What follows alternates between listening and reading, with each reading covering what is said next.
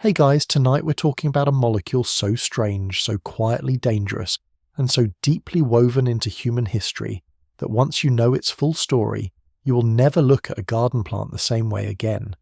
Here's the thing, somewhere right now, in a garden in England, on a roadside in Colombia, in a botanical greenhouse in Germany, and possibly in a pot on someone's windowsill in New Jersey, there is a plant producing one of the most powerful mind control substances ever documented. Not engineered in a lab, not synthesized by a cartel chemist, grown, quietly, patiently, in ordinary soil, under ordinary sunlight, with no idea what humans have been doing with it for the last 3,000 years. The ancient shamans used it to speak to the dead. Victorian doctors used it to make women forget the agony of childbirth.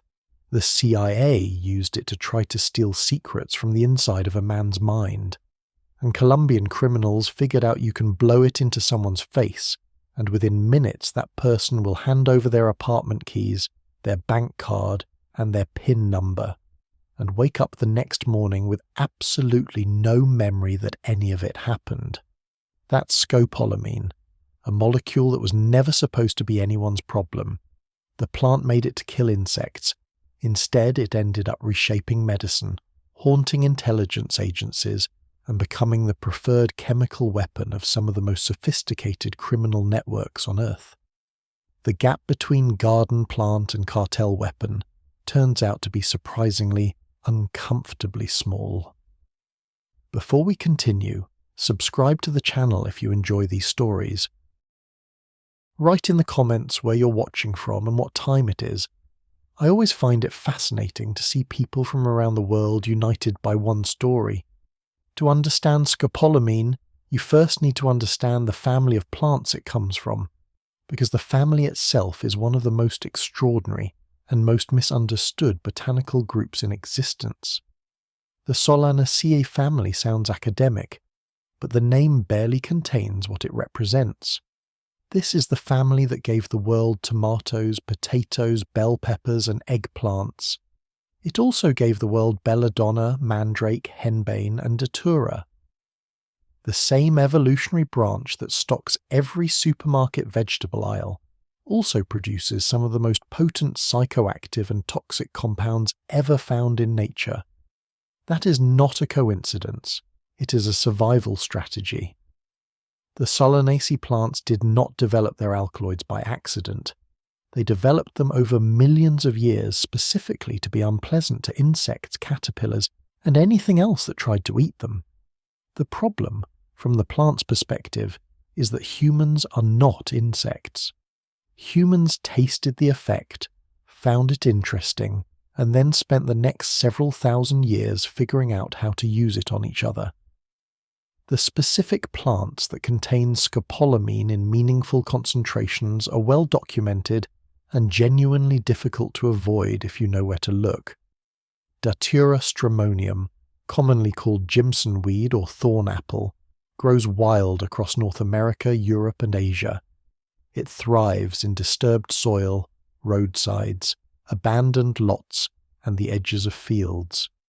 Brugmansia, its South American cousin known as angel's trumpet, hangs enormous white or pink flowers that are strikingly beautiful and smell faintly sweet in the evening.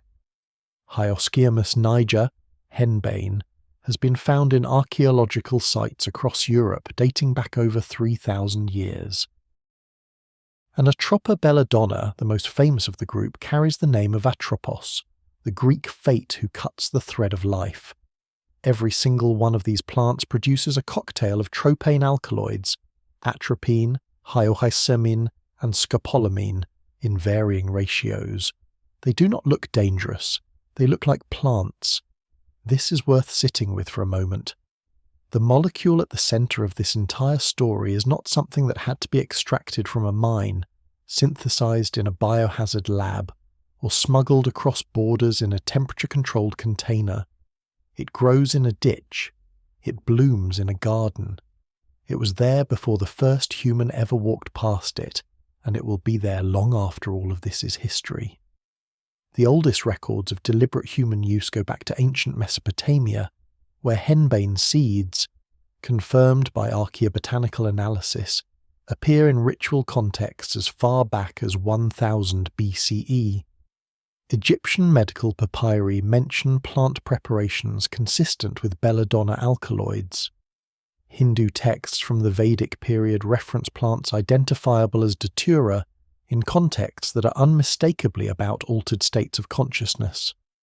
Across cultures that had no contact with each other, separated by thousands of miles and centuries of time, human beings independently discovered the same plants, made the same preparations, and used them for strikingly similar purposes.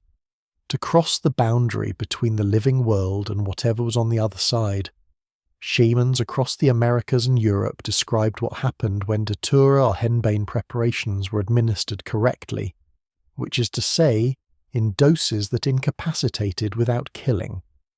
The experience was not pleasant hallucination. It was not the gentle loosening of psilocybin or the warm euphoria of opiates. It was more like being kidnapped by your own mind and taken somewhere that followed none of the rules of the waking world. Subjects reported flying.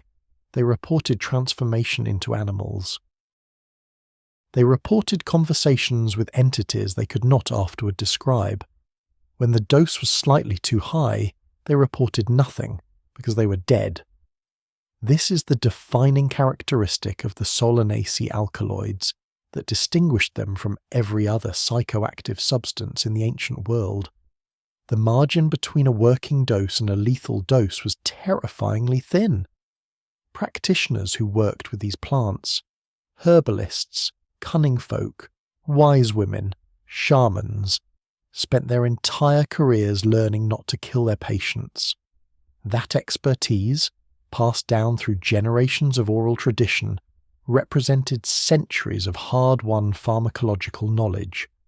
And then the Inquisition arrived. Between the 13th and 17th centuries, the Catholic Church's campaign against heresy and witchcraft specifically targeted the people who held that knowledge. Healers, midwives, and herbalists, disproportionately women, who worked with plant preparations that included henbane and belladonna, were systematically accused of witchcraft, tortured into confessions, and executed. The famous witch's ointment, documented in Inquisition trial records and later analysed by historians and pharmacologists, was a preparation of belladonna and henbane in a fat base, likely animal lard, applied to the skin, which allowed the alkaloids to absorb transdermally and produce the sensation of flying. The women who described flying to their accusers were not lying. They were describing a pharmacological experience that would not be scientifically explained for another 400 years.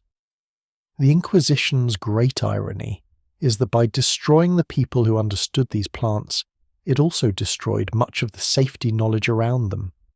The dosing traditions, the contraindications, the methods of preparation that kept patients alive, much of this disappeared with the practitioners. What survived was fragmentary, scattered across herbal manuscripts and medical texts that were themselves frequently banned or burned. Europe entered the 17th and 18th centuries with a collection of plants it vaguely understood to be dangerous, a tradition of use it had actively suppressed, and no systematic framework for thinking about why any of it worked. Chemistry had not yet arrived. Pharmacology did not exist as a discipline. The gap between this plant does something to the mind and this is what it does and why was still 200 years wide. That gap began to close in the 19th century, when European chemistry came into its own and scientists started pulling individual compounds out of plants and asking what, exactly, each one did. The isolation of morphine from opium in 1804 by Friedrich Sertner was the opening move. Cocaine from coca leaves followed in 1860. And in 1880, a German chemist named Albert Leidenberg, working systematically through the alkaloids of the Solanaceae family, isolated a compound distinct from atropine that he extracted primarily from henbane and scopolia, a less famous relative of belladonna named after the 18th century Italian naturalist Giovanni Antonio Scopoli. Ladenburg named it scopolamine. The isolation itself was a technical achievement, but what Ladenburg had actually done was strip a molecule out of 3,000 years of context and hand it to the modern world with essentially no instruction manual. The shamans who knew what it did were dead or marginalized. The herbalists who knew how to dose it safely had been executed or silenced. What remained was a purified compound, a structural formula, and a set of observable physiological effects that 19th century medicine was only beginning to understand. What the molecule actually does inside the human brain is, even by modern standards, remarkable. The brain runs much of its internal communication through a neurotransmitter called acetylcholine, a chemical messenger that carries signals between neurons involved in attention, memory, movement, and the basic regulation of conscious thought. Acetylcholine does not work alone. It works through specific receptor proteins on the surface of neurons, called muscarinic receptors, that act as the locks to its key. When acetylcholine binds to these receptors, the message gets through. When something blocks the receptors, plugs the lock so the key cannot enter, the message never arrives. Scopolamine is a blocker, a precise, potent, highly effective blocker of muscarinic acetylcholine receptors, particularly in the areas of the brain responsible for forming new memories and maintaining conscious, critical engagement with the world. Think of it as a telephone operator who has gone rogue. Every call that should connect the "what is happening right now" department to the "write this down permanently" department simply does not go through. The experience continues. The body continues to function. The eyes remain open, the legs keep walking, the mouth keeps moving. But the recording is off. Nothing is being saved. Whatever happens in the next several hours will leave no trace in long-term memory, not because the memory was erased, but because it was never written. This distinction between erasure and non-recording would become, much later, one of the most disturbing forensic facts about scopolamine as a crime weapon. But in 1880, Albert Ladenburg was not thinking about crime. He was thinking about chemistry. He had his molecule, he had his formula, and he handed it to the medical establishment, which immediately began trying to figure out what to do with it. What they eventually did with it was, by any reasonable measure, extraordinary. And the first place they took it was into the delivery room. In 1899, a woman in Freiburg, Germany, walked into a clinic and asked a doctor named Karl Gauss to make her forget.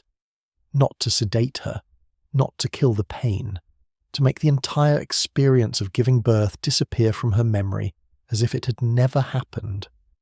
Gauss, who had been experimenting with scopolamine in combination with morphine, told her he could do exactly that. He was right. She gave birth, screamed, thrashed, and woke up hours later with no memory of any of it. She was delighted. Gauss wrote up the case, called the technique Dämmerschlaf, Twilight sleep, and quietly set in motion one of the strangest chapters in the history of medicine. To understand why this felt like a miracle, you have to understand what childbirth looked like in the late 19th century. Anesthesia existed. Ether and chloroform had been in use since the 1840s, but both carried serious risks of respiratory depression and death. Using them during labour meant potentially stopping the mother's breathing, stopping the baby's breathing, or both.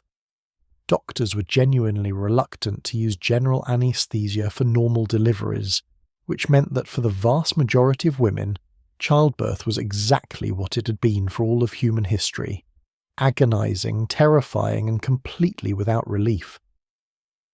The screaming from maternity wards was a known feature of hospitals. Nurses were trained to manage it. Nobody seriously thought it could be eliminated. Gauss and his colleague Bernhard Kronig did not eliminate the pain.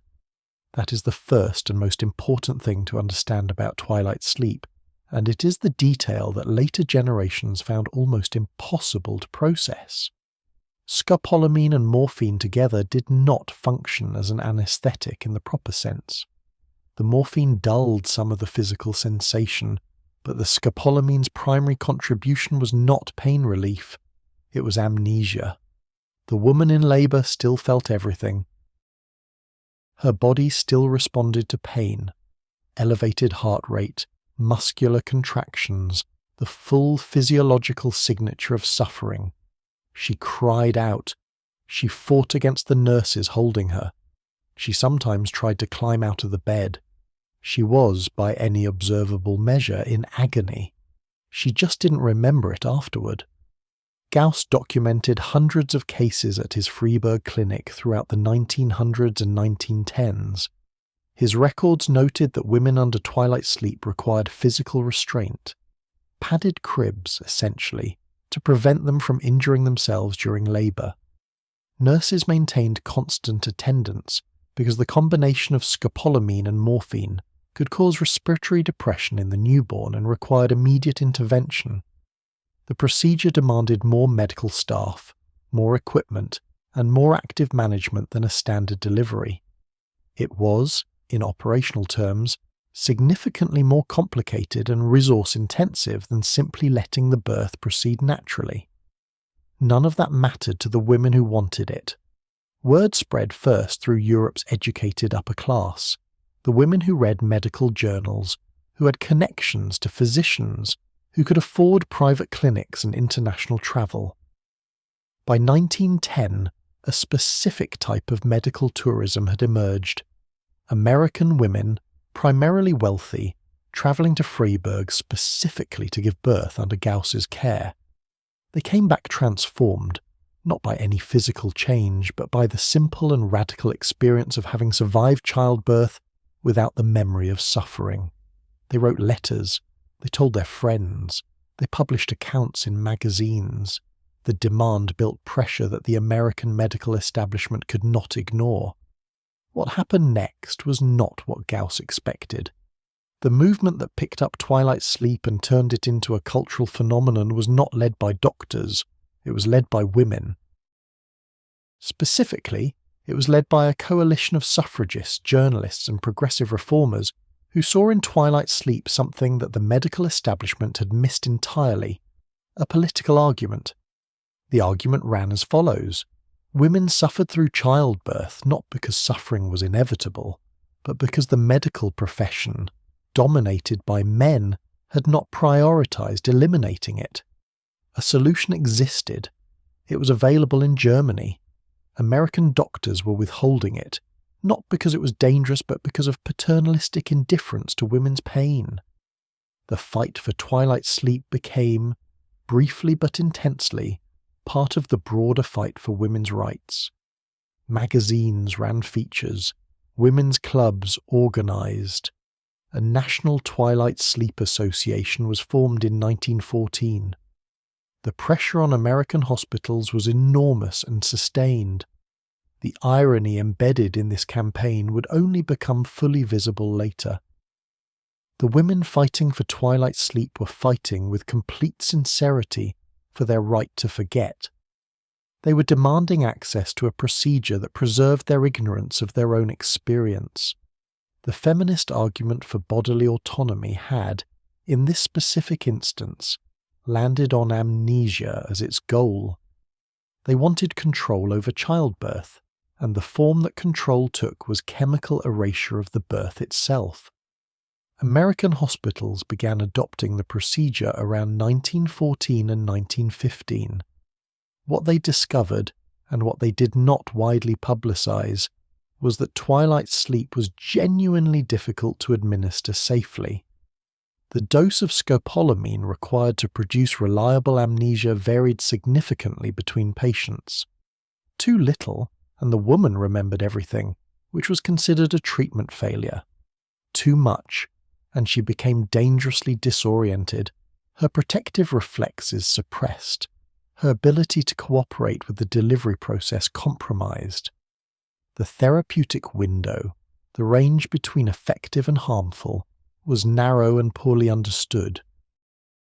Individual women metabolized the drug differently based on body weight, general health, and factors that 1914 medicine had no tools to measure.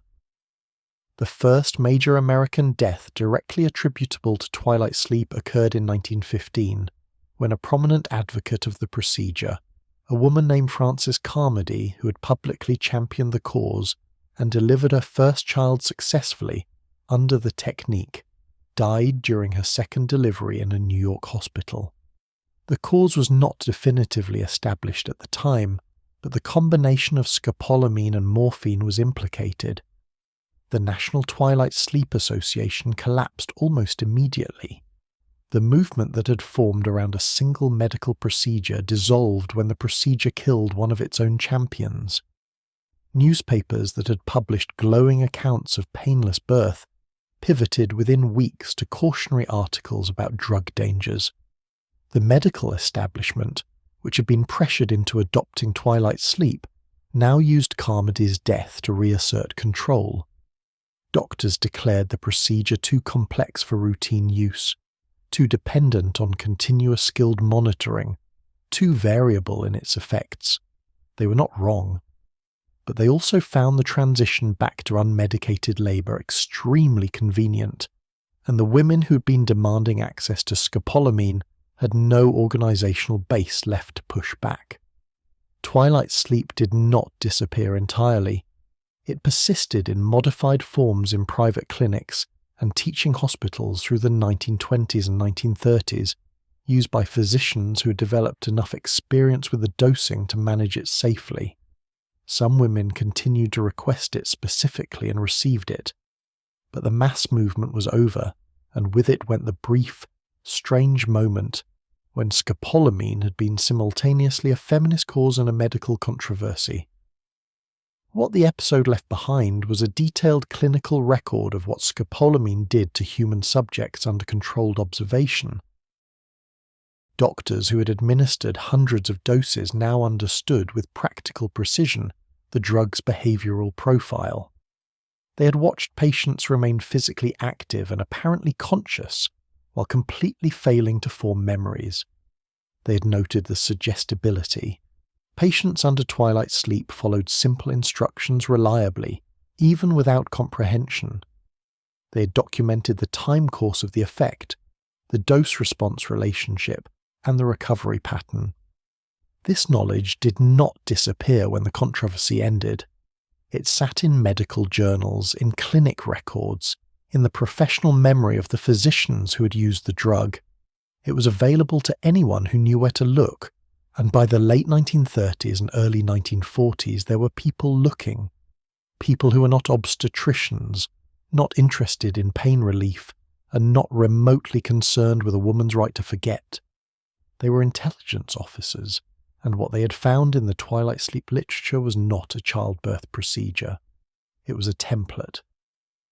While intelligence agencies were beginning to circle scopolamine from one direction, mainstream medicine was quietly building something entirely different around the same molecule. Not a weapon, not a tool of interrogation, a product. Respectable, regulated, approved by government agencies, sold in pharmacies, and worn behind the ear by astronauts, sailors, and anyone who had ever made the mistake of reading on a moving bus. The path from twilight sleep controversy to pharmaceutical legitimacy ran through a simple and undramatic problem: motion sickness. The condition is ancient. Roman soldiers complained of it on ships, but the 20th century made it vastly more common. Cars, trains, commercial aviation, and military transport exposed millions of people to sustained motion they had not evolved to handle. The inner ear, which manages balance and spatial orientation, sends signals that conflict with what the eyes are seeing, and the brain, unable to reconcile the discrepancy, responds with nausea. It is, in the most literal sense, a malfunction of perception.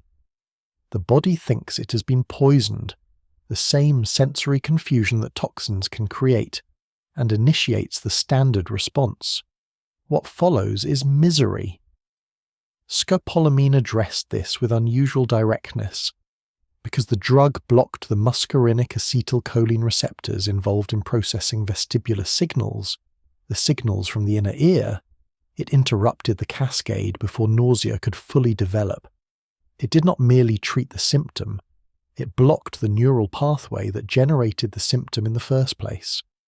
This made it distinctly more effective than earlier antihistamine-based treatments, which worked downstream and incompletely. Taken before exposure to motion, scopolamine essentially told the inner ear to stop filing its complaints with the brain. The complaints still existed, they were simply never delivered. Military medicine during World War II drove the first serious systematic evaluation of scopolamine for motion sickness. Soldiers crossing the English Channel, troops loaded into landing craft, air crews doing extended manoeuvres. Nausea was not just a discomfort, but an operational problem. A soldier vomiting over the side of a landing craft was a soldier not holding a weapon. The US and British military establishments both conducted trials, and scopolamine consistently outperformed alternatives. It was fast, reliable, and effective at doses low enough to minimize the sedation and confusion that had made twilight sleep such a clinical challenge. The post-war pharmaceutical industry picked up this research and ran with it. By the 1950s, scopolamine was in tablet form, available by prescription, and prescribed routinely for motion sickness, nausea associated with surgical anesthesia, and vertigo. The doses used were a fraction of those that had characterized twilight sleep, carefully calibrated to affect the vestibular system without crossing into the range that produced significant cognitive impairment. At these lower levels, the drug was genuinely useful and comparatively safe.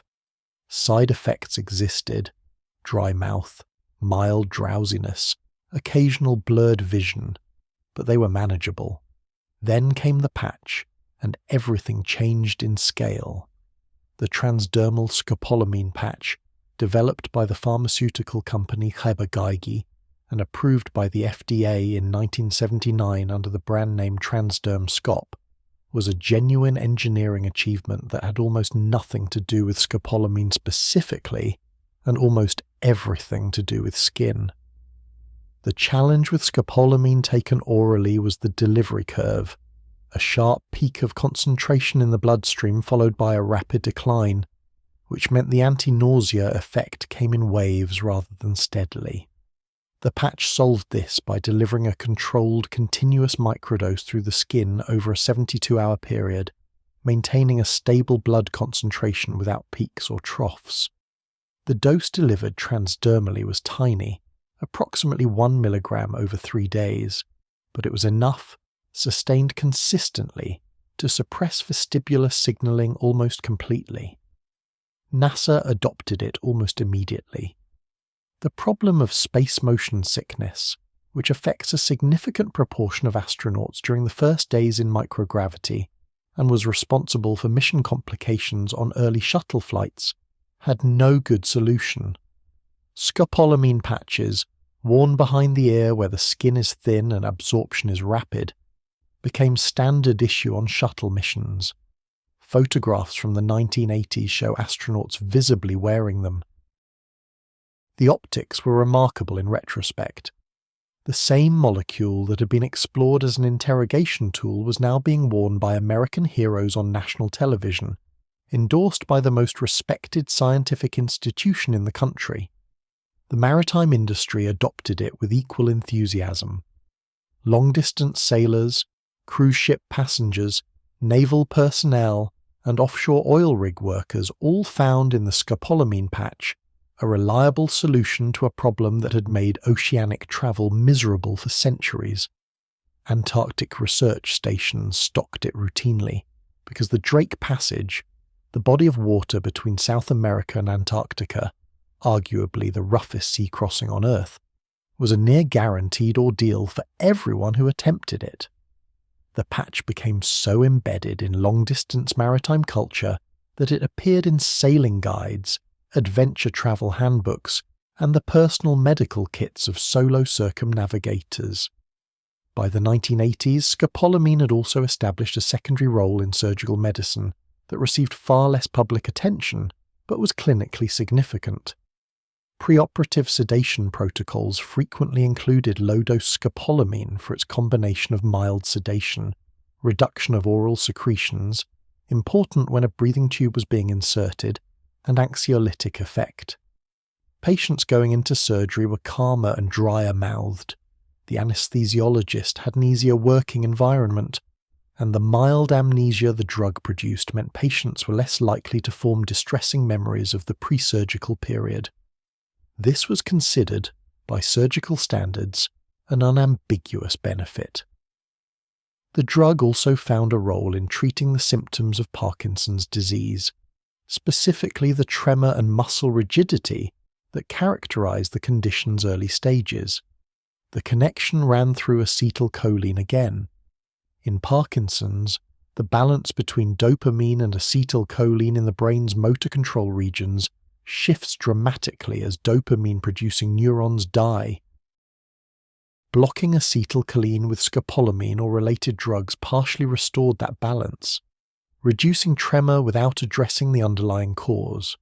It was not a cure or even a particularly effective long-term management strategy, but in the decades before L-DOPA transformed Parkinson's treatment, anticholinergic drugs including scopolamine were among the few available options.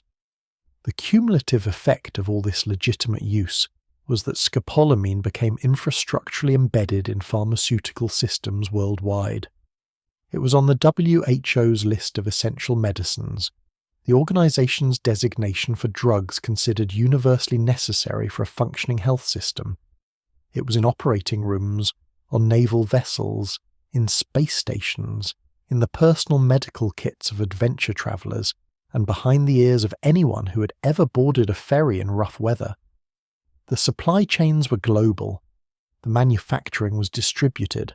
The raw material, the Solanaceae plants, grew on every continent. This embeddedness created a paradox with no clean solution. The drug was too useful to restrict. The legitimate applications were too numerous, too medically valid, and too widely relied upon to justify the kind of scheduling and control that would make criminal access meaningfully difficult. A pharmacist in Madrid dispenses a scopolamine patch to a tourist worried about seasickness. The same compound, in a concentration roughly 10 times higher, will be used 3 days later in a Bogota bar to empty a businessman's bank account. The pharmacist did nothing wrong. The supply chain is not the problem. The molecule itself is the problem, and the molecule is irreplaceable. What made this particularly uncomfortable was a fact that the pharmaceutical literature had documented clearly, and that anyone who read it carefully could not miss. The gap between a therapeutic dose and an incapacitating dose was not large. One patch delivers 1 milligram over 3 days.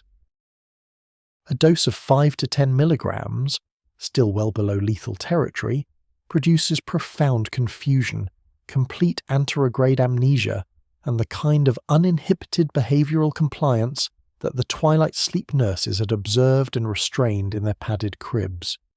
The difference between the respectable patch on a sailor's neck and the criminal application was not a different drug. It was not a different molecule, not a different plant, not a different supply chain. It was a matter of dose. And somewhere, in the 1940s and 1950s, in facilities that did not appear on any public organizational chart, people with security clearances and no ethical review boards had already done the math. The idea that a drug could make a person tell the truth is older than chemistry. Medieval interrogators used exhaustion, pain, and isolation on the theory that a broken body would surrender its secrets along with its resistance. The problem was always the same. A person in enough pain will say anything to make the pain stop, which means the information extracted is only as reliable as the interrogator's ability to distinguish truth from desperate invention. Torture, as an intelligence tool, had a fundamental quality control problem. The 20th century's great hope was that pharmacology could solve it, that somewhere in the expanding catalogue of mind-altering compounds, there existed a molecule that bypassed willpower entirely and forced honest disclosure the way a laxative forces physical evacuation. Scopolamine was the first serious candidate. The credit, if that word applies, for introducing scopolamine into interrogation contexts belongs to a Texas obstetrician named Robert Ernest House, who in the early 1920s had been using scopolamine in his obstetric practice and noticed something that the Twilight sleep literature had documented but not emphasized. Patients in the scopolamine state, when asked simple questions, answered them without apparent hesitation, evasion, or the kind of deliberate self-editing that characterized normal social interaction. They were not lying. They seemed, to House's observation, constitutionally incapable of constructing a deliberate deception. He wrote up his observations, coined the term truth serum in 1922, and published his theory that scopolamine could be used to exonerate the falsely accused in criminal trials by extracting truthful testimony that social pressure and fear of consequences would otherwise suppress. House was not a spy. He was a small-town Texas doctor with a genuine belief that he had found something that could make the justice system more just. His papers were earnest, his intentions appear sincere, and his fundamental observation that scopolamine-affected subjects answered questions more openly than unmedicated ones was not entirely wrong. What was wrong was the interpretation. What he was seeing was not truth. It was compliance. The distinction is everything, and the failure to grasp it would cost the intelligence community decades of wasted effort and a significant number of innocent people their dignity and sometimes their sanity. A person under scopolamine does not tell the truth because they cannot lie. They tell the interrogator what the interrogator appears to want to hear, because the cognitive machinery required to evaluate the social situation, construct a strategic response, and deliver it convincingly has been temporarily disabled. The critical filter is gone. The result is not honesty. It is a kind of radical agreeableness. Ask a scopolamine subject whether they committed a crime, and they may well say yes. Not because they did, but because the question carries an implied expectation, and the drug has removed their ability to resist implied expectations. The same subject asked the same question differently might answer the opposite way. The output is a reflection of the input, not an independent report on reality. The American intelligence establishment did not discover this distinction quickly, and the reason it did not discover it quickly is that the people running the experiments were not primarily interested in scientific accuracy. They were interested in operational capability. The Office of Strategic Services, the OSS, America's wartime intelligence agency, and the direct predecessor of the CIA, began experimenting with scopolamine and other compounds during World War II. The program was classified, the records sparse, but enough survived to establish the basic facts. Prisoners, suspected enemy agents, and eventually American volunteers were administered scopolamine in interrogation settings, questioned, and the results evaluated. The program was not rigorous by any scientific standard. There were no control groups, no blinding, no systematic methodology. There was a subject, a drug, a questioner, and an assessment of whether the answers seemed useful. After the war, everything accelerated. The transfer of Nazi medical research into American hands, formalized under Operation Paperclip, brought into the US intelligence system a body of experimental data obtained from concentration camp prisoners under conditions that require no detailed description. Some of this research involved pharmaceutical compounds, including anticholinergic drugs. The moral contamination of this material did not prevent its use. The Cold War logic was straightforward and brutal. The Soviets had this research too, possibly more of it, and the Americans could not afford to be behind. Project MKUltra formally began in 1953, authorized by CIA Director Allen Dulles. The program's official scope was the development of techniques for the control of human behavior, a phrase that covered everything from hypnosis to electroconvulsive therapy to the administration of experimental compounds including LSD, mescaline, barbiturates, amphetamines, and scopolamine. The program operated across at least 80 institutions, universities, hospitals, prisons, and CIA safe houses, with a significant portion of the subjects unaware they were part of any experiment at all. Scopolamine occupied a specific and consistent role within MKUltra. It was used primarily as a disinhibitor, a compound that lowered resistance and increased suggestibility in preparation for interrogation, or, in some subprograms, for the implantation of suggestions that subjects might carry forward without knowing their origin. The researchers understood, at some level, that scopolamine did not produce truth. The internal documents that survived, and the majority did not because CIA Director Richard Helms ordered the destruction of MKUltra files in 1973 when it became clear a Senate investigation was coming, show that the program's scientists were aware of the distinction between compliance and honesty. They used the drug anyway.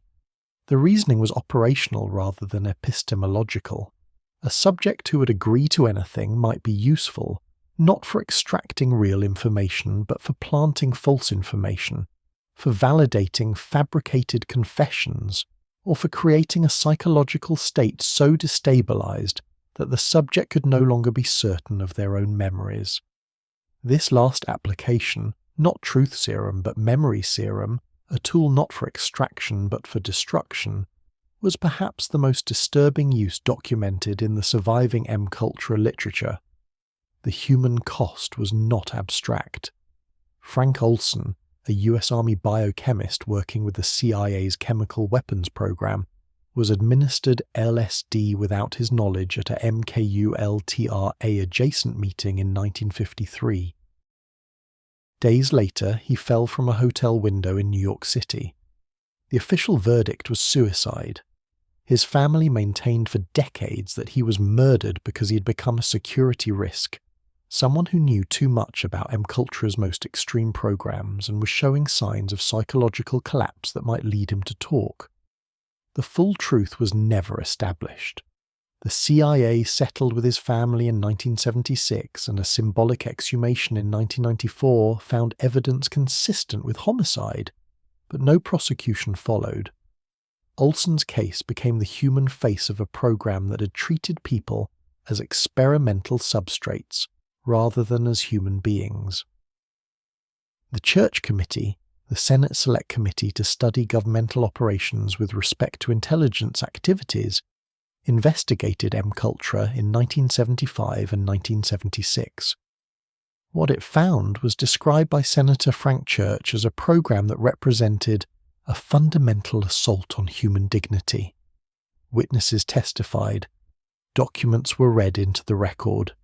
The CIA's director testified about programs he claimed had been terminated.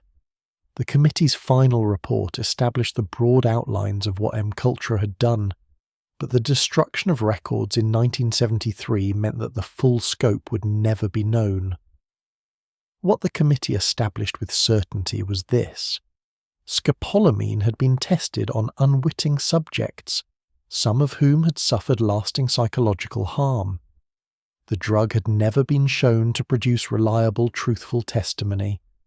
The scientific basis for its use as a truth serum had been, from the beginning, a theory that the experimental results did not support.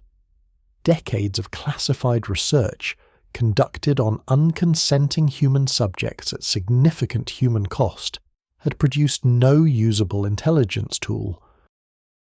The program had been built on a misreading of a Texas obstetrician's case notes, scaled to industrial proportions by the Cold War's logic of existential competition, and ultimately abandoned not because anyone developed a principled objection, but because it didn't work. The molecule, however, was not finished. While American intelligence officers were filing away their failed experiments and the Senate was drafting its condemnations, something was happening several thousand miles to the south that would give scopolamine a career more durable, more widespread, and in some ways more terrifying than anything the CIA had imagined. Brugmansia grows everywhere in Colombia.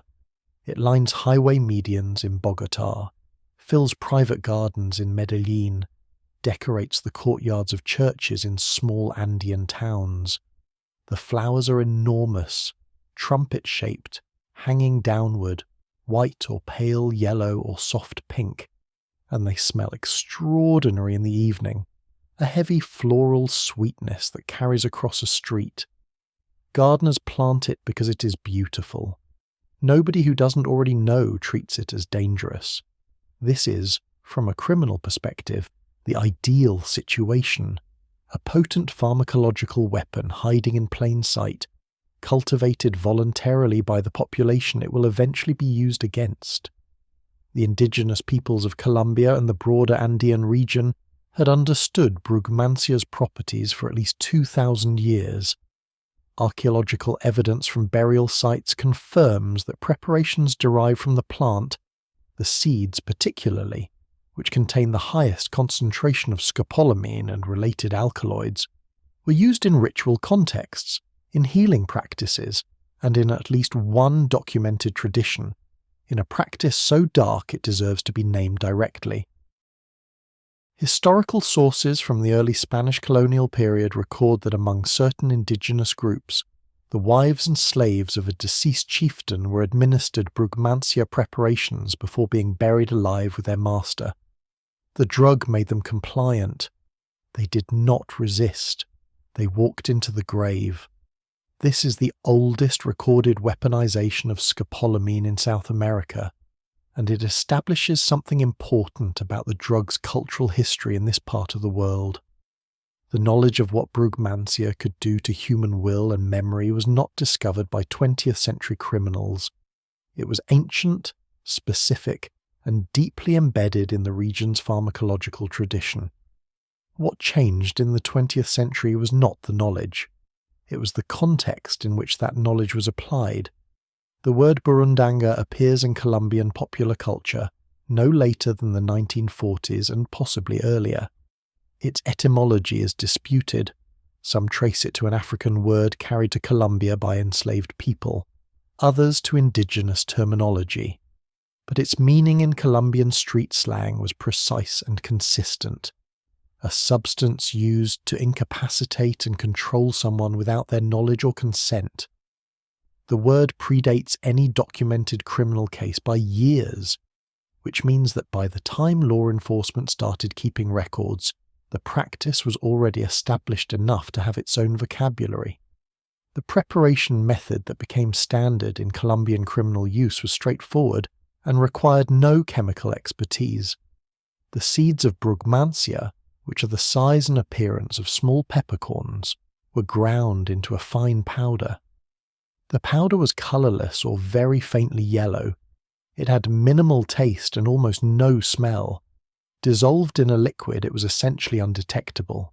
As a dry powder, it could be handled, transferred, and this is the detail that set it apart from nearly every other incapacitating agent: blown. A small quantity directed into a person's face, inhaled through the nose or absorbed through the mucous membranes, was sufficient to produce onset of effects within 15 to 30 minutes. No injection required. No obvious administration. A conversation, a handshake, a piece of paper handed over. Any of these could serve as the delivery mechanism if the powder was applied correctly. The first systematic criminal cases documented by Colombian authorities began appearing in the 1980s, though investigators believe the practice had been ongoing in less formally recorded ways for decades before that. The pattern was consistent enough to be almost procedural. A victim, typically a professional, a tourist, or anyone visibly carrying money or valuables, encountered a stranger in a public place. The encounter was ordinary. Directions asked, a cigarette offered, a flyer handed over. Hours later, the victim woke up. In their own home, in a hotel room, occasionally on a street, with no memory of the intervening period, and with their apartment emptied, their bank account drained, or both. What distinguished these cases from ordinary robbery was what witnesses reported seeing. Neighbours who watched from windows, security camera footage, hotel staff who interacted with the victims during the missing hours. The accounts were unanimous on one point. The victims appeared completely normal. They were not staggering. They were not glassy-eyed or visibly impaired the way a drunk person is impaired. They were walking steadily, speaking coherently, making eye contact, responding to questions. They helped carry boxes out of their own apartments. They provided their bank PINs at ATMs without hesitation. They invited strangers into their homes and assisted them in locating valuables. Nobody was home. The body was operating, the mouth was moving, the legs were walking upstairs, and the hands were entering PIN numbers. But the person, the evaluating, judging, questioning entity that would normally ask why a stranger was carrying a television out the front door, had been chemically switched off. What remained was a functional biological system running on compliance, following the path of least resistance, responding to instructions the way a very cooperative but completely uncritical computer program would respond to commands. No self-preservation, no suspicion, no fear, and when it was over, no memory. Colombian emergency physicians began documenting a characteristic clinical presentation in the 1990s. Patients arrived, or were brought, to emergency departments in a state that did not fit standard intoxication profiles. They were not unconscious. They were not seizing. They were not demonstrating the pinpoint pupils of opiate overdose or the aggressive agitation of stimulant toxicity. They were calm, cooperative, and utterly unable to account for the previous several hours of their time. Toxicological screening for standard drug panels came back negative, because Burundanga was not on standard drug panels. It took years of accumulated cases before Colombian forensic toxicologists developed specific testing protocols, sensitive enough to detect scopolamine and related alkaloids in blood and urine at the concentrations criminal doses produced. The forensic timeline was its own form of trap. Scopolamine is water-soluble and metabolizes relatively quickly. In urine, it becomes undetectable in most subjects within 72 to 96 hours. In blood, the window is shorter. A victim who woke up confused, spent a day trying to reconstruct what had happened, and only went to a hospital or police station on the second day after the incident had, in many cases, already metabolized the evidence. The crime had been committed with a substance that cleaned itself up automatically. The perpetrator did not need to worry about physical evidence because the physical evidence was gone before the victim fully understood there had been a crime.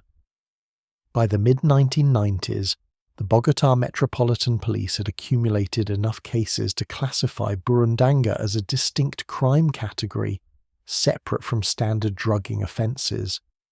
The statistics were difficult to compile accurately precisely because so many victims never reported, didn't know what had happened, didn't know a crime had occurred, or went to police only to be met with a system that had no established protocol for taking a statement from someone who couldn't describe their attacker, couldn't describe the location, and couldn't establish a timeline.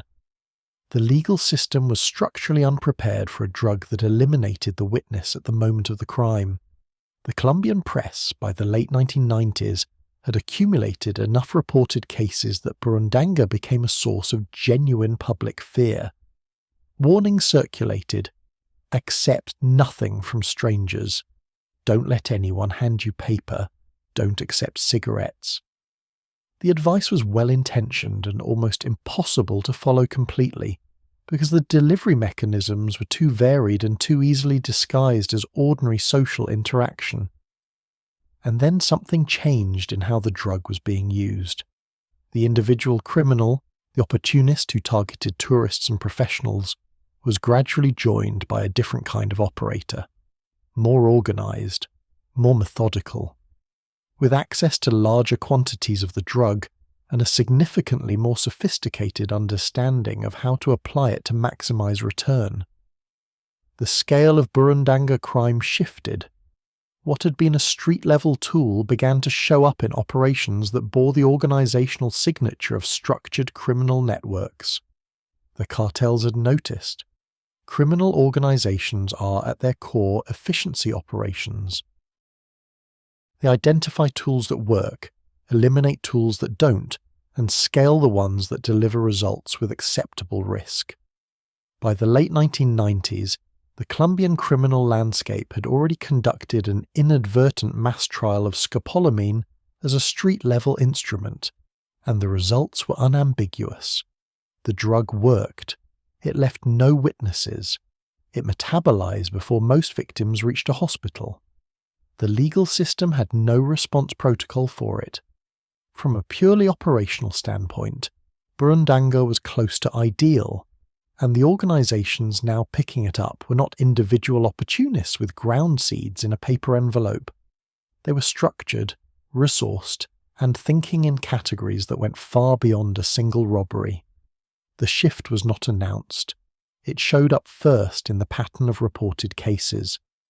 Individual Burundanga crimes tended to be impulsive and singular, a target of opportunity, a single perpetrator or small team, a relatively modest financial gain. What Colombian investigators began documenting in the early 2000s was different in almost every dimension.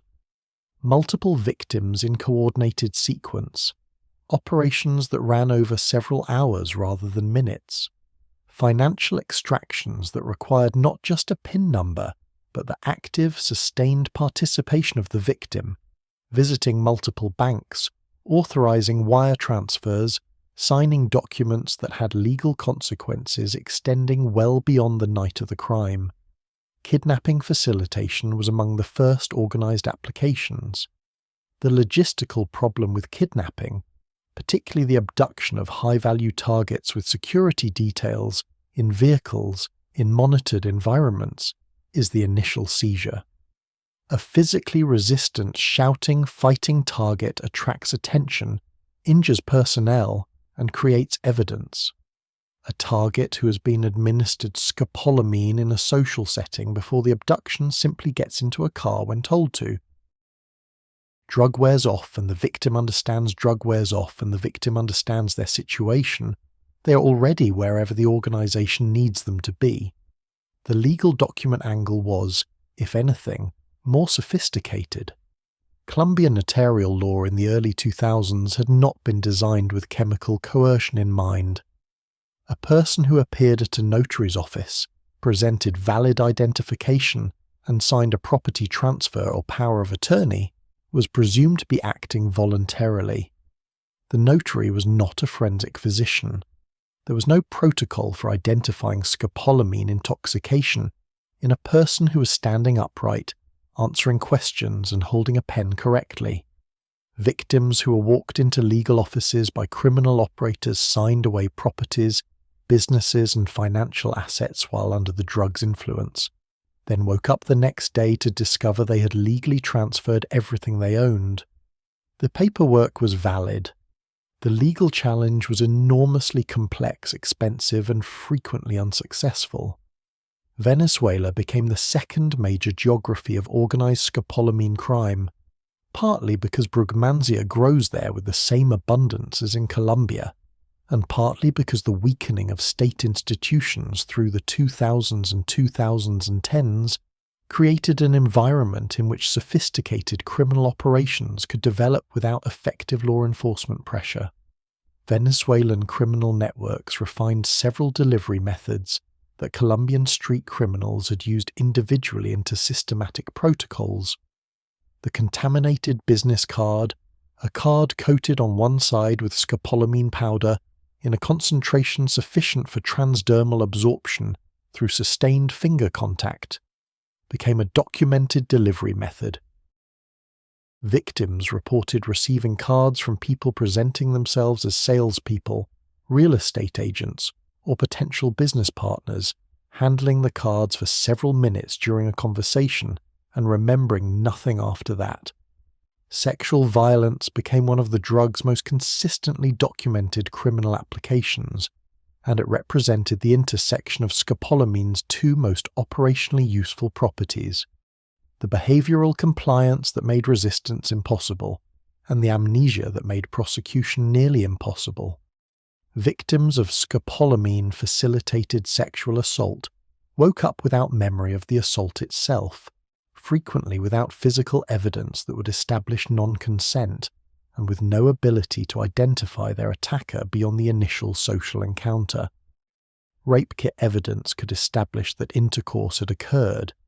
It could not establish that the victim had been incapacitated.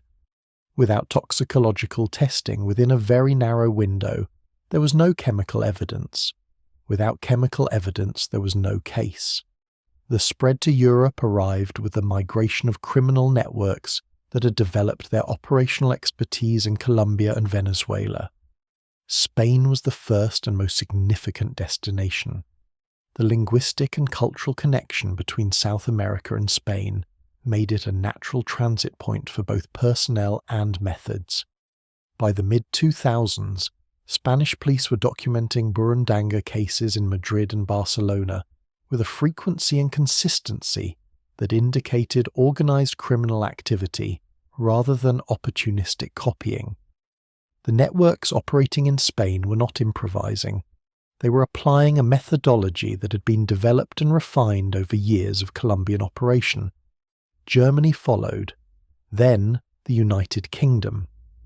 Each new geography produced the same investigative problem. Scopolamine's rapid metabolism meant that by the time victims reached law enforcement and a forensic protocol was triggered, the evidence was gone. European forensic toxicology labs were better resourced than their Colombian counterparts and developed more sensitive detection methods, but sensitivity was irrelevant if the sample was collected too late. The drug's built-in forensic invisibility was not a lucky accident. Experienced criminal operators knew the detection window and structured their operations accordingly, ensuring that victims were released, or simply woke up, far enough from the time of administration that standard toxicological screening would return negative results. Interpol began formally tracking scopolamine as a criminal tool in the mid-2000s, coordinating between national law enforcement agencies that were each seeing fragments of a pattern that only became visible at the international level. The coordination revealed something that individual national investigations had missed: the same operational signatures, specific delivery methods, specific target profiles, specific financial extraction sequences, appeared across multiple countries in ways that indicated not independent local discovery, but the transmission of a criminal methodology through organized network communication. Someone was training people. Someone was passing down a curriculum. The legal status paradox deepened with every new country affected. Scopolamine remained a Schedule IV controlled substance in the United States, available by prescription, not freely over the counter, but far from the most restricted category. In many European countries, it was a prescription medication with standard pharmaceutical controls. In Colombia and Venezuela, it was legally available as a prescription medication, while simultaneously being used as a criminal weapon on a scale that law enforcement described as an epidemic. The regulatory frameworks, built around the drug's legitimate medical uses, had no mechanism for addressing a situation where the same compound was simultaneously a treatment and a weapon. Law enforcement agencies pushing for reclassification encountered a wall of medical opposition that was not cynical. It was scientifically accurate. Restricting scopolamine severely would genuinely impair the treatment of motion sickness, the management of surgical patients, Parkinson's care, and multiple other legitimate applications. The WHO's essential medicines designation was not decorative. It reflected real clinical dependence on the compound in healthcare systems worldwide. The drug could not be banned. The supply chain could not be dismantled. The plant itself could not be eradicated. Brugmansia was not coca or opium poppy, grown in remote fields by criminal enterprises. It was planted in the front gardens of suburban homes by people who thought the flowers were pretty. The frustration inside law enforcement was genuine and had a specific texture. This was a crime that was almost perfectly designed to be unaddressed by existing legal architecture. The victim couldn't remember. The evidence metabolized. The drug was legal. The plant was ornamental. The network was international. Every single pressure point that standard drug enforcement was designed to squeeze had been preemptively removed, not by deliberate criminal design, but by the inherent properties of a molecule that a German chemist had pulled out of a garden plant in 1880. And the full extent of the problem was not yet visible. What law enforcement had documented was the reported fraction. Cases where victims had recognized that something had happened, had sought medical attention promptly enough to preserve some evidence, and had engaged with a justice system that was structurally ill-equipped to help them. The actual incidence was almost certainly a multiple of the recorded figure. Every unreported case, every victim who woke up confused and assumed they had simply drunk too much, every sexual assault victim who had no memory to report, every business person who discovered signed documents and couldn't prove coercion. All of these existed below the statistical waterline, invisible to any official count. The crime was not just physically invisible to its victims, it was statistically invisible to the systems designed to measure it. In 2012, Vice Media sent a journalist to Bogota to make a documentary about scopolamine. The resulting film, titled Colombian Devil's Breath, was uploaded to YouTube and accumulated millions of views within weeks. It featured interviews with self-described criminals who explained, with remarkable casualness, exactly how they used the drug, what it did to victims, and why it was essentially impossible to detect or prosecute. The film was alarming, viscerally watchable, and spread across the internet with the velocity that only genuinely frightening content achieves. It was also, in several important respects, a problem, not because it was fabricated, but because the story it told was real enough to be terrifying and sensationalized enough to generate a mythology that quickly outgrew the facts. The mythology that formed around Devil's Breath in the years following that documentary had a specific shape.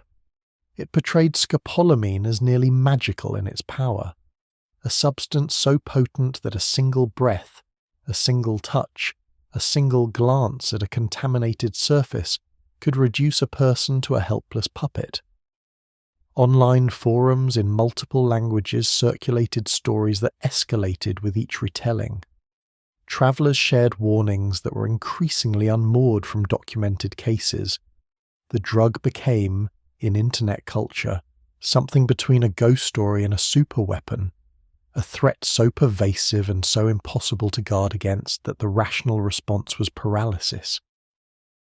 Separating what scopolamine actually does from what the internet believed it did became, by the mid-2000s, a genuine public health challenge. The documented reality was alarming enough without embellishment, but the embellishments were significant. The claim that a single inhalation of scopolamine powder was sufficient to incapacitate a person was not well supported by pharmacological evidence. The drug is absorbed through mucous membranes and skin, but passive ambient exposure to quantities achievable in a public space was unlikely to produce the profound behavioral effects the mythology described. Effective criminal administration required deliberate close-contact delivery of a meaningful dose. This was not reassuring. It was still deeply disturbing, but it was different from the atmospheric contamination narrative that some accounts implied. The nightclub setting became the dominant geography of scopolamine fear in Europe and North America through the 2000s. This was partly accurate and partly a reflection of where drug-facilitated crimes were most likely to be reported, because nightclubs were already understood as environments where drink spiking occurred. When scopolamine cases began appearing in urban centres, London, Madrid, Berlin, Toronto, they appeared in the context of nightlife, and the media framing that surrounded them drew on an existing template of predatory behaviour in entertainment venues. The victim profile that emerged from reported cases was predominantly young, predominantly female, and predominantly targeted in social settings where accepting a drink from a stranger was a normal social transaction.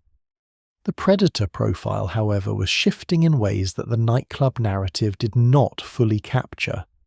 Documented cases from across Europe showed that a significant proportion of scopolamine-facilitated crimes were not committed by career criminals with organised network affiliations.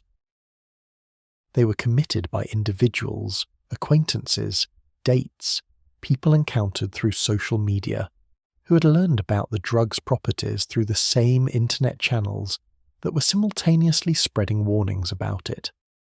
The Vice documentary and the coverage that followed it had created a perverse educational effect.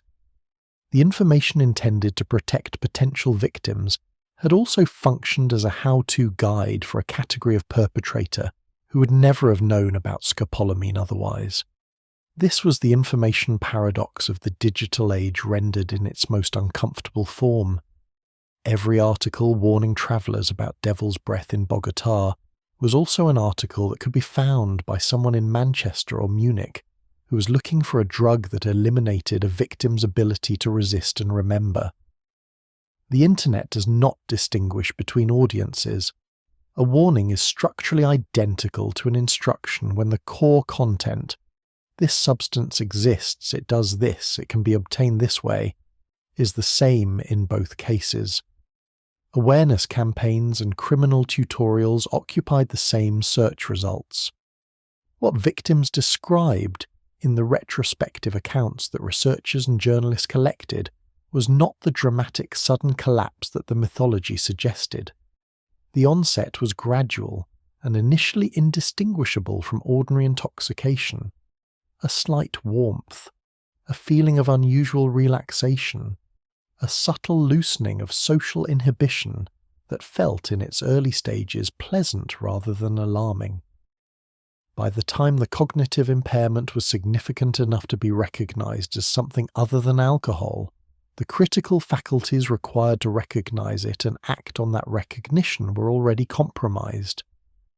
The window during which a victim might have identified what was happening and sought help was, in many cases, minutes long, and the drug itself was working to close that window as fast as it opened it. The retrospective experience, what it felt like to be told, afterward what had happened, was its own distinctive form of trauma. Victims who had no memory of a sexual assault had nonetheless experienced it in their bodies. Victims who had helped empty their own apartments had the evidence of absence all around them. The psychological processing of an event that existed in the world but not in memory created a specific kind of distress that standard trauma frameworks were not well equipped to address. Therapists working with Burundanga victims in Colombia describe patients who oscillated between believing the account they were given, the forensic evidence, the witness reports, the security camera footage, and a deep, visceral inability to accept something their own memory did not contain. The body remembered nothing. The room was empty. Both things were true simultaneously and could not be reconciled. European police forces developed public awareness campaigns that tried to thread the needle between informing the public and inadvertently disseminating criminal methodology. The campaigns focused on risk reduction, practical measures, nightclub safety protocols, the importance of rapid toxicological testing, rather than on the drug's mechanism, which was the detail most dangerous to publicize. Several campaigns were criticised for placing the burden of prevention on potential victims rather than on the social and legal systems responsible for prosecution. This criticism was not unfair. The practical advice: don't accept drinks from strangers, don't leave your drink unattended, go to hospital immediately if you feel unexpectedly intoxicated, was sensible, but placed the entire weight of prevention on individual vigilance in social environments specifically designed to lower vigilance. The testing timeline problem was addressed inadequately by the introduction of rapid scopolamine detection strips in some European countries, products that could be dipped into a drink to indicate the presence of anticholinergic compounds. The strips worked in laboratory conditions. Their reliability in actual nightclub environments, dark, crowded, with drinks that contained multiple compounds that could interfere with results, was debated. More fundamentally, the strips addressed only the drink-spiking vector and did nothing about transdermal delivery, which required no access to the victim's drink at all. By the late 2000s, scopolamine's public profile had become a strange compound of accurate warning and urban legend, genuine documented crime and internet mythology, real victims and exaggerated threats. The drug existed in two parallel realities simultaneously. In one reality, it was a prescription medication available at any pharmacy, sitting quietly in a box on a sailor's shelf. In the other, it was Devil's Breath, a name that carried a weight of dread disproportionate even to its genuine dangers, which were already considerable. What neither reality fully addressed was the molecule itself, what it was doing inside the brain at the level of neurons and receptors, and why that specific mechanism made it so uniquely suited to the purposes it had been put to.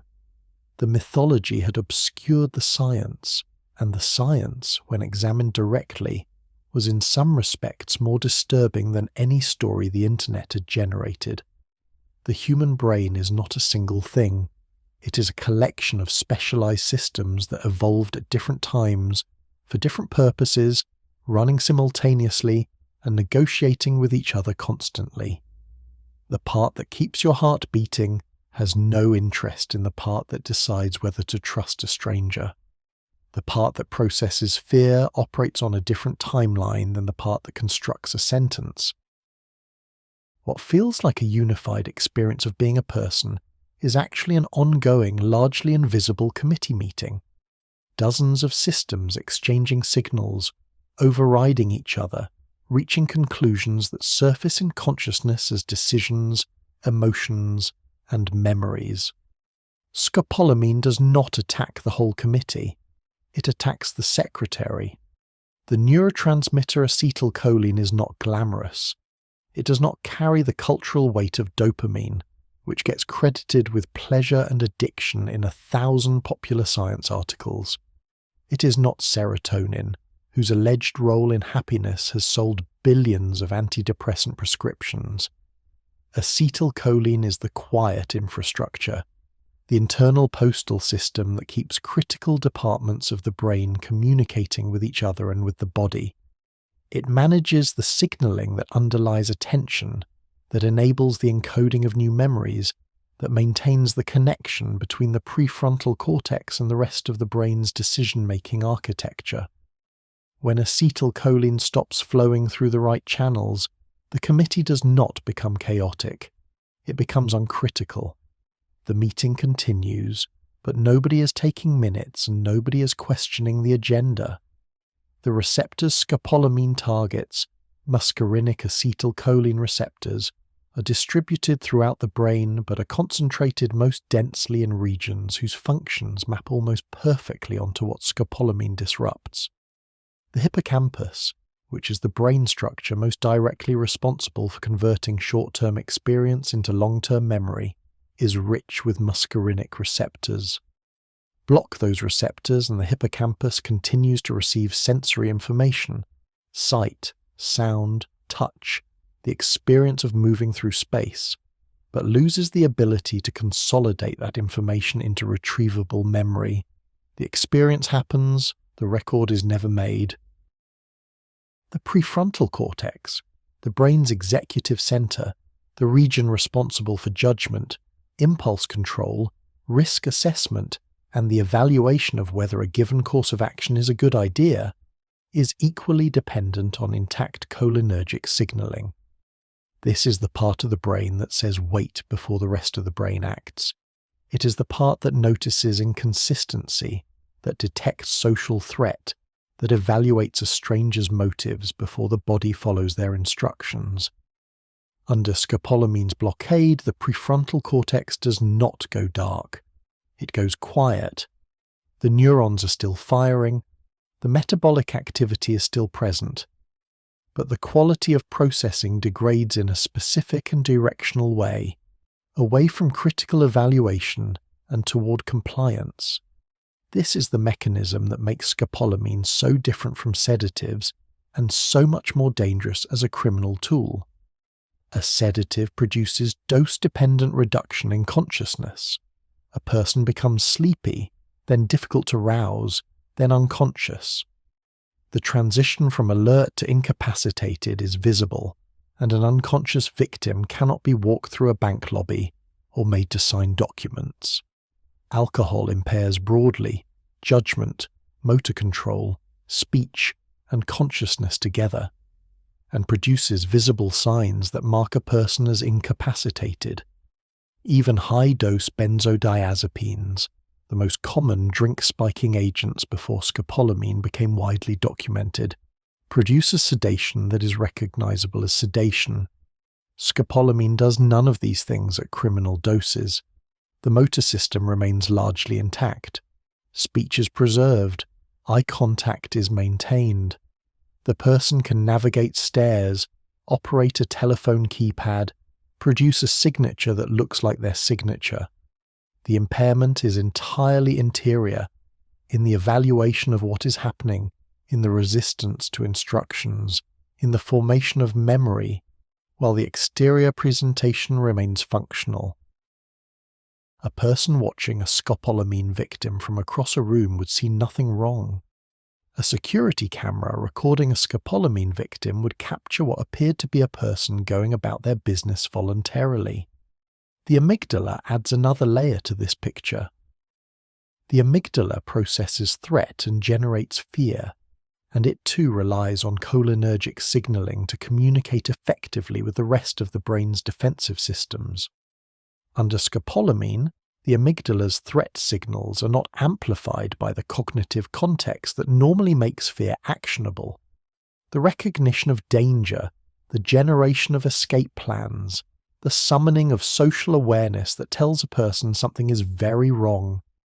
Fear, in the ordinary sense, requires a self that can contextualize the feeling and respond to it. Scopolamine does not eliminate the amygdala's basic reactivity, but it severs the connection between the feeling and any coherent response to it.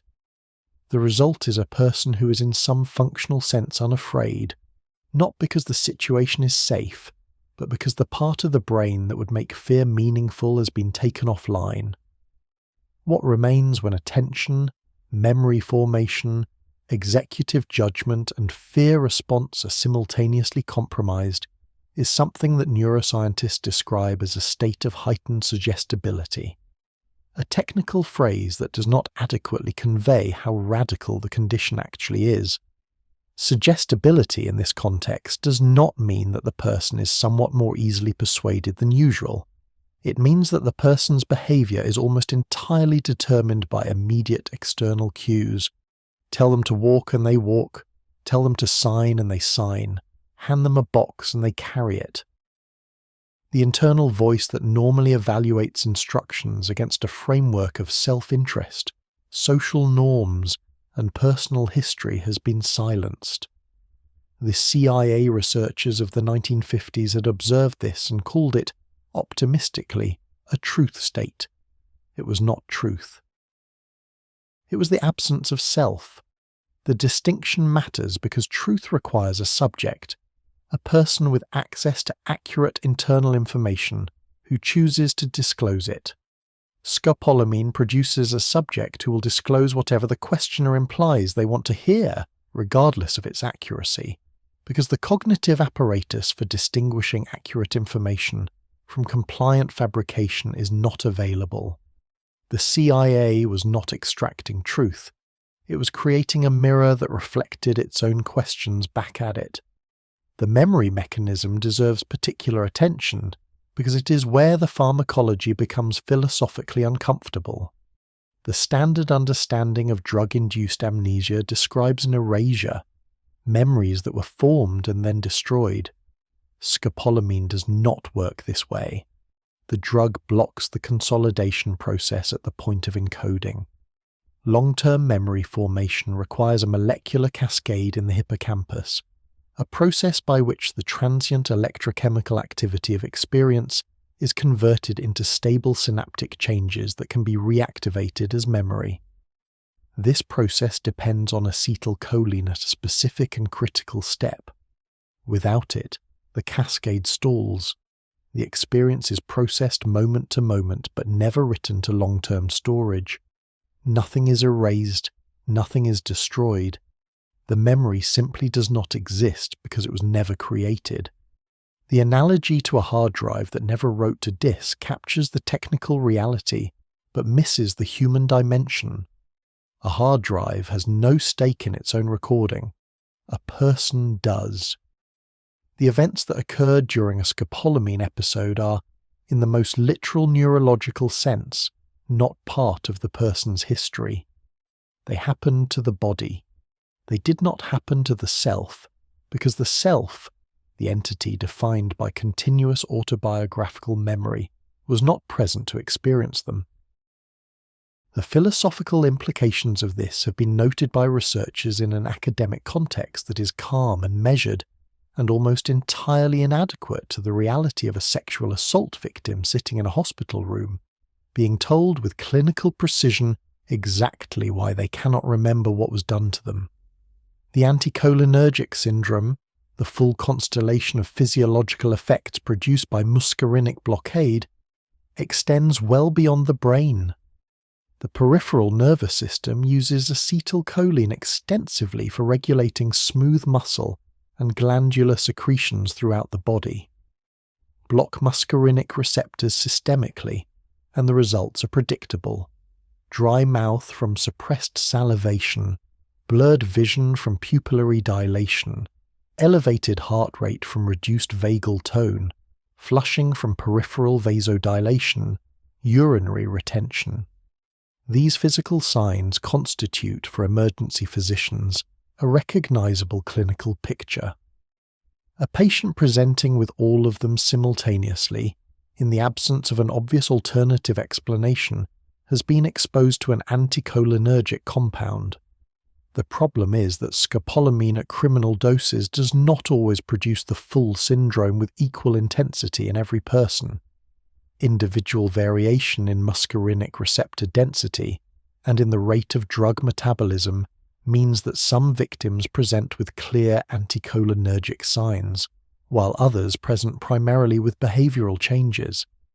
The physician who sees a calm, cooperative, slightly dry-mouthed person with no obvious complaint may not immediately reach for a scopolamine toxicity workup. The clinical picture is subtle enough to be missed by emergency staff who are triaging a genuinely overwhelming caseload.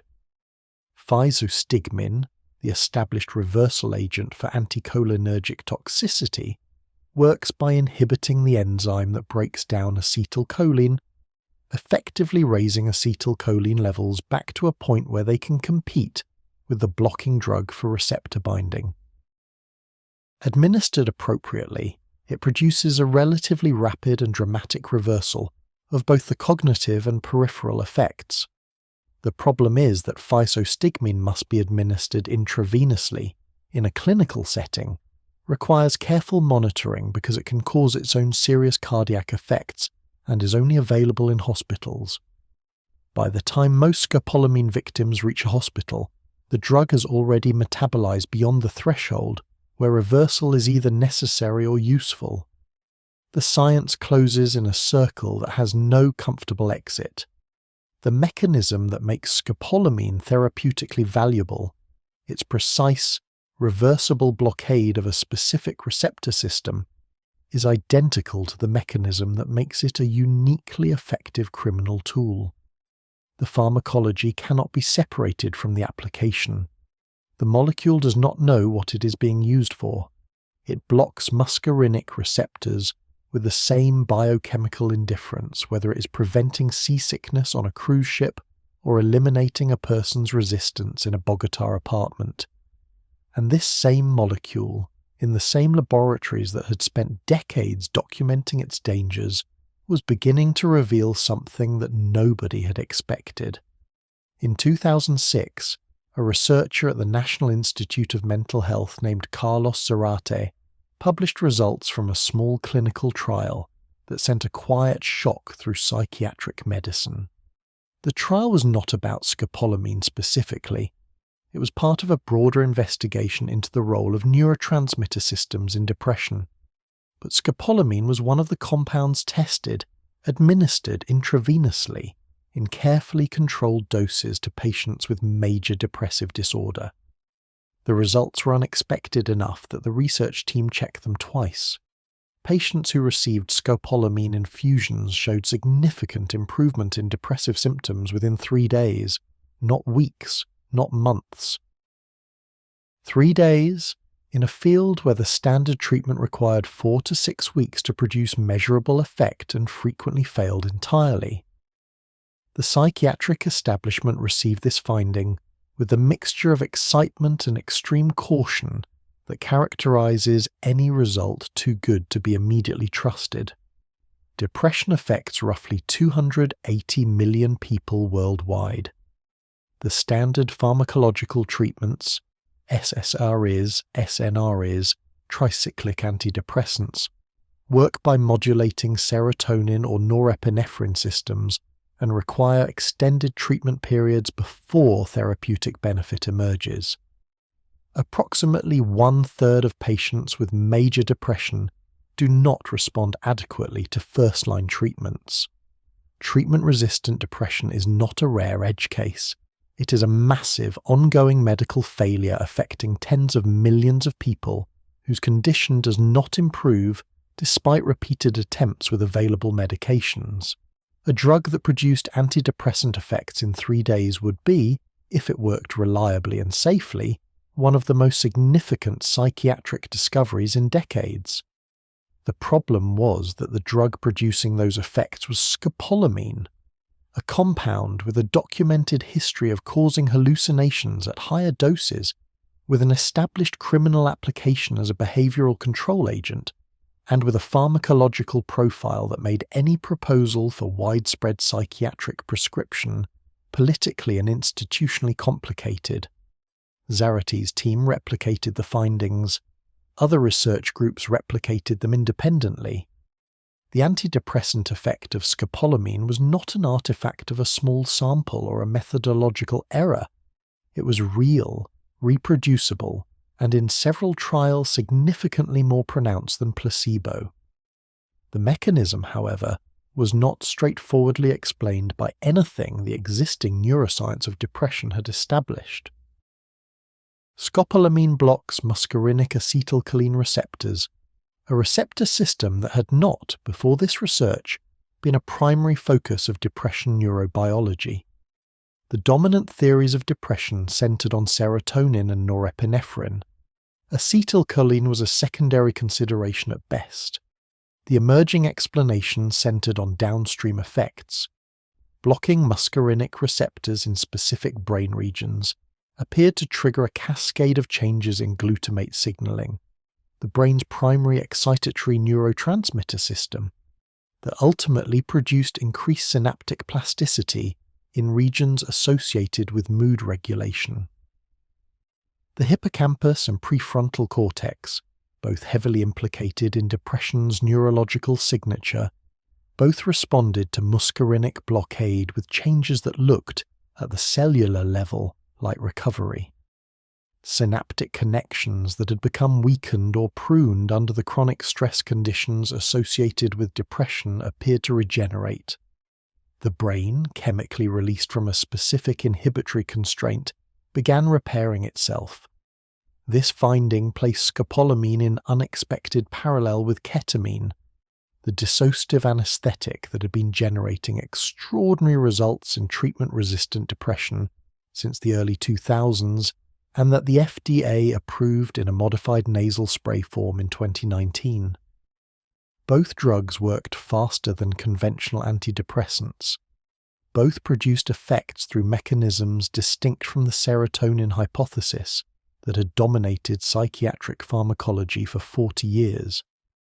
Both were compounds with significant abuse potential and established histories of non-medical use that complicated their psychiatric development.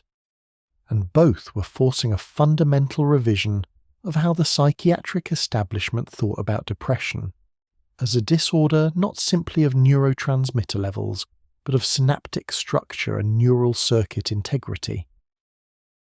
The scopolamine antidepressant research did not produce a straightforward path to clinical application.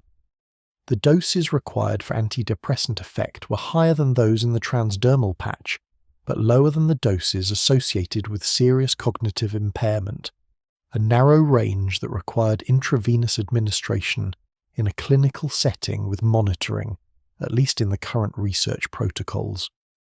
An IV infusion of scopolamine in a psychiatric clinic was not comparable in risk to a patch behind the ear, but it was also not remotely comparable in risk to what Colombian criminals were doing with the same compound. The therapeutic window existed. It was workable. Getting a regulatory path through it, given the drug's history, would require considerably more clinical trial data than the field had yet accumulated. The Alzheimer's connection complicated the picture further, but in a different direction. For decades, scopolamine had been the standard pharmacological tool for inducing temporary, reversible cognitive impairment in healthy research subjects, a model of the memory deficits that characterize Alzheimer's disease. The logic was precise. Alzheimer's involves progressive loss of cholinergic neurons, particularly in the basal forebrain, which produces the acetylcholine deficit that drives the disease's characteristic memory impairment. Scopolamine, by blocking muscarinic receptors, mimics this deficit temporarily and reversibly. A healthy person administered scopolamine performs on memory tests the way an early-stage Alzheimer's patient performs on memory tests.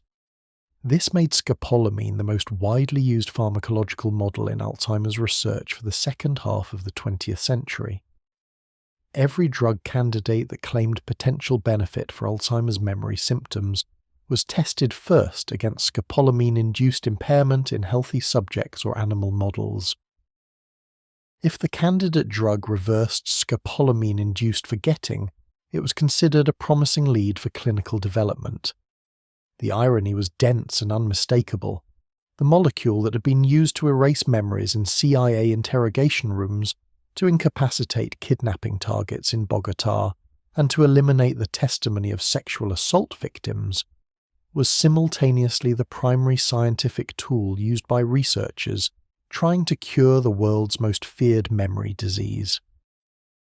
The anti-scopolamine drugs developed through this research pipeline, the acetylcholinesterase inhibitors, including donepezil, rivastigmine, and galantamine, all approved for Alzheimer's treatment, worked precisely by doing what physostigmine did acutely, raising acetylcholine levels to compete with whatever was blocking its receptors. The Alzheimer's drugs were, mechanistically, the pharmaceutical mirror image of scopolamine. One destroyed cholinergic signaling. The others tried to restore it. The clinical development of one had driven the development of the other.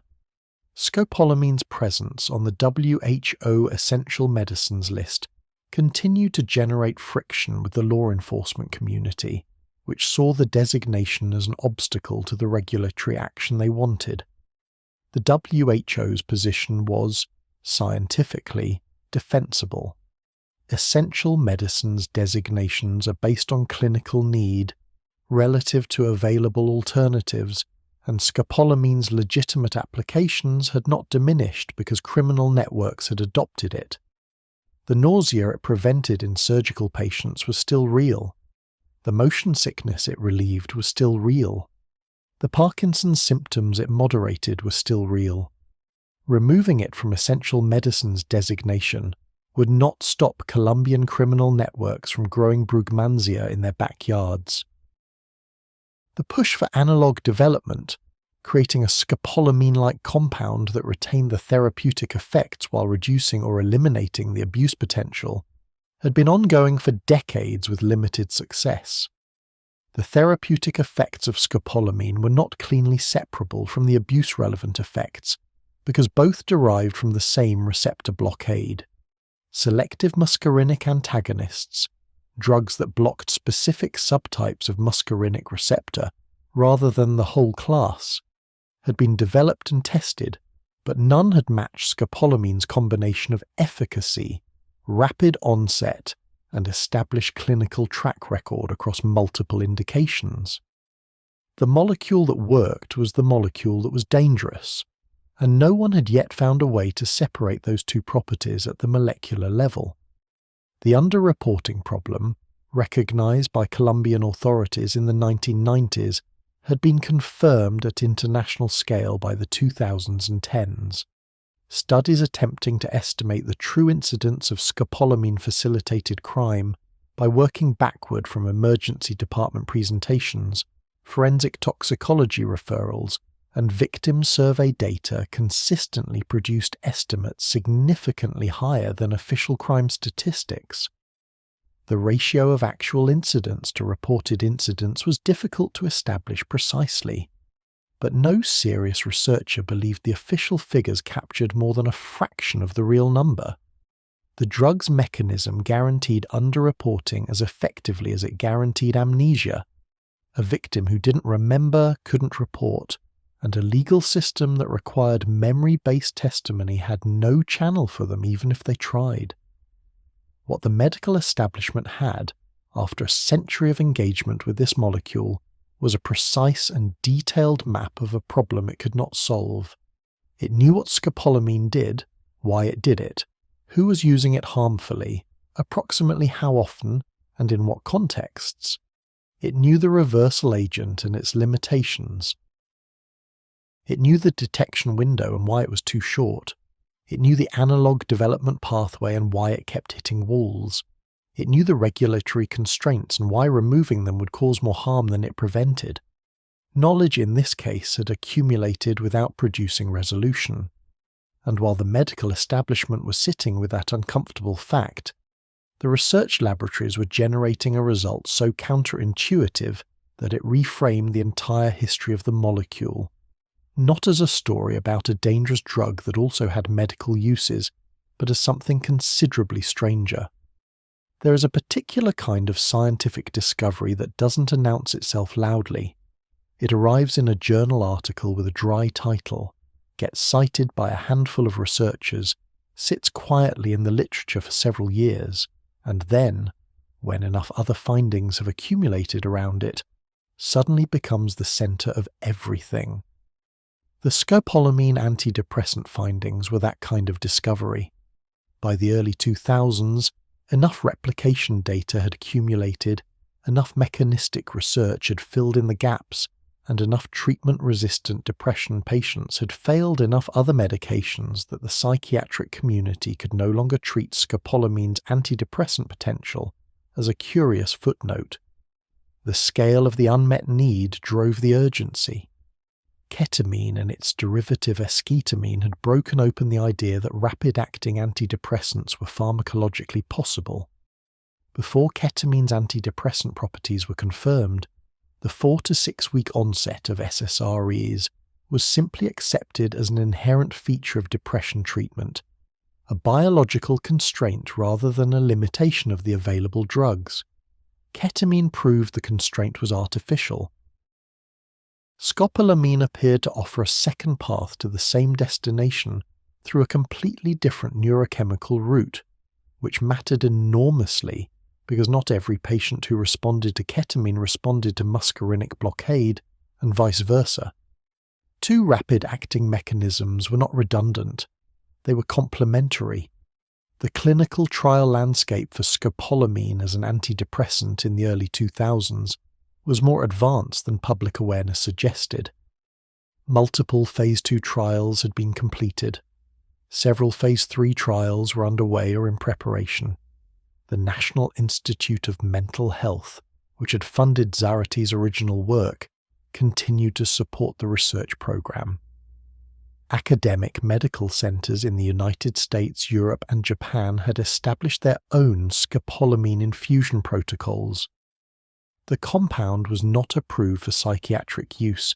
It remained officially a motion sickness and pre-surgical medication, but off-label use in treatment-resistant depression was already occurring in specialized centers, administered under the same kind of careful clinical monitoring that had characterized ketamine infusion therapy in the years before its formal approval. The dose specificity was the key variable that separated legitimate psychiatric use from everything else in scopolamine's history. The antidepressant studies used intravenous doses in the range of 4 micrograms per kilogram of body weight, a quantity so precisely calibrated that the margin for error was essentially eliminated by the controlled administration setting. At this dose, patients experience mild anticholinergic side effects, dry mouth, blurred vision, mild sedation, without the profound cognitive impairment and amnesia that characterized criminal doses. The therapeutic effect emerged not during the infusion, when transient mild confusion was common, but in the 24 to 72 hours following it, as the drug cleared and the downstream neuroplasticity changes it had triggered began producing their effects. This temporal separation between administration and benefit was itself scientifically significant. It meant that scopolamine's antidepressant mechanism was not simply a direct effect of receptor blockade. It was the consequence of something the receptor blockade set in motion. The brain was being nudged into a state that it then, on its own, used to repair itself. The drug was less a treatment than a trigger. This placed scopolamine in a conceptual category with psilocybin and MDMA, which was simultaneously undergoing psychiatric rehabilitation in clinical trial settings, compounds that had been criminalized or heavily restricted, but were now demonstrating therapeutic mechanisms that forced a reassessment of the pharmacological assumptions underlying that criminalization. The PTSD research angle opened up additional territory. The same amnesia-adjacent properties that made scopolamine a criminal weapon, its ability to interfere with memory consolidation, had a theoretical application in trauma treatment that several research groups began exploring seriously. Post-traumatic stress disorder is, at its neurobiological core, a disorder of memory consolidation gone wrong.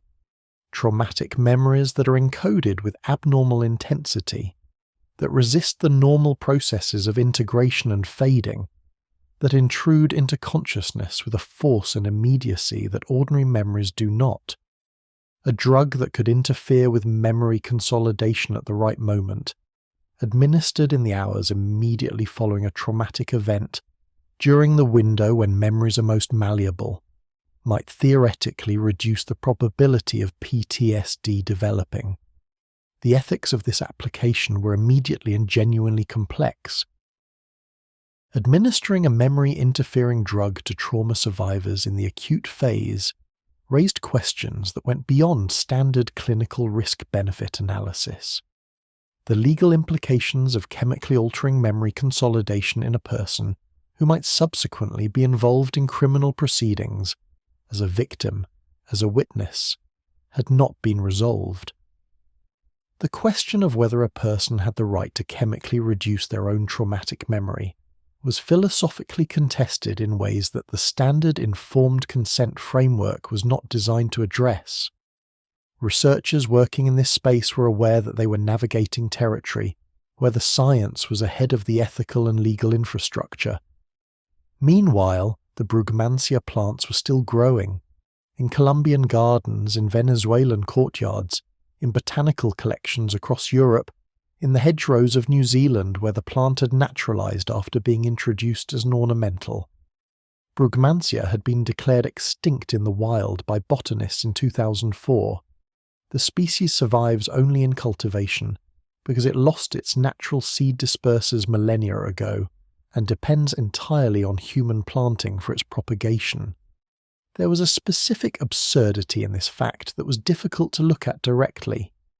The plant that produces devil's breath exists only because humans keep growing it. It is functionally extinct without human assistance, and yet humans keep growing it, in their gardens, around their churches, outside their schools, because the flowers are extraordinary, and the evening fragrance is remarkable, and most people who plant it have no idea what it contains. The criminal networks that relied on it as a raw material source had no supply chain problem. The supply chain was everyone's front garden. Law enforcement approaches to scopolamine crime had evolved significantly from the early days of Bogotá investigators trying to build cases from amnesiac victims. Forensic toxicology had developed more sensitive detection methods, liquid chromatography mass spectrometry protocols capable of detecting scopolamine in urine at concentrations well below what earlier methods could resolve. Rape crisis centres and emergency departments in high-incidence regions had adopted rapid testing protocols that prioritised toxicological sampling in the first hours after a patient presented with unexplained amnesia. Several European countries had introduced emergency response guidelines that treated unexplained amnesia in an adult as presumptive evidence of drug-facilitated crime until proven otherwise. These improvements were genuine and meaningful. They did not solve the problem. They reduced its invisibility somewhat at the margins in the jurisdictions that had resources to implement them. The detection window remained what it had always been, a hard biological constraint that no investigative protocol could extend. A victim who reached a hospital 8 hours after exposure might still produce a positive toxicology result with a sensitive enough assay. A victim who reached a hospital 18 hours after exposure almost certainly would not. The criminal methodology that had developed around scopolamine over decades had incorporated this timeline into its operational design.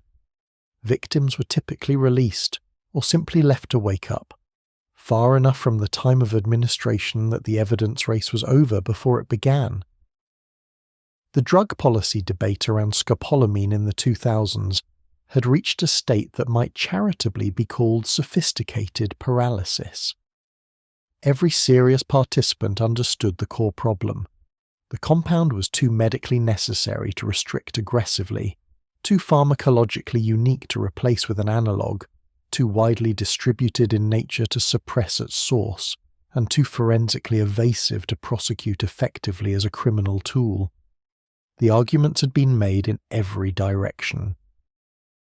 The WHO had reviewed its essential medicines designation in light of the criminal use data and maintained it. National drug regulatory agencies had consulted, deliberated, and largely declined to impose additional scheduling restrictions that would impair legitimate medical access without meaningfully reducing criminal access. What remained was the molecule itself, unchanged since Albert Leidenberg crystallized it in 1880, unchanged since the shamans of the Andes ground Brugmansia seeds by firelight, unchanged since the first insect bit into a henbane plant and discovered that evolution had prepared an unpleasant surprise. The molecule did not have a history. The molecule did not have intentions.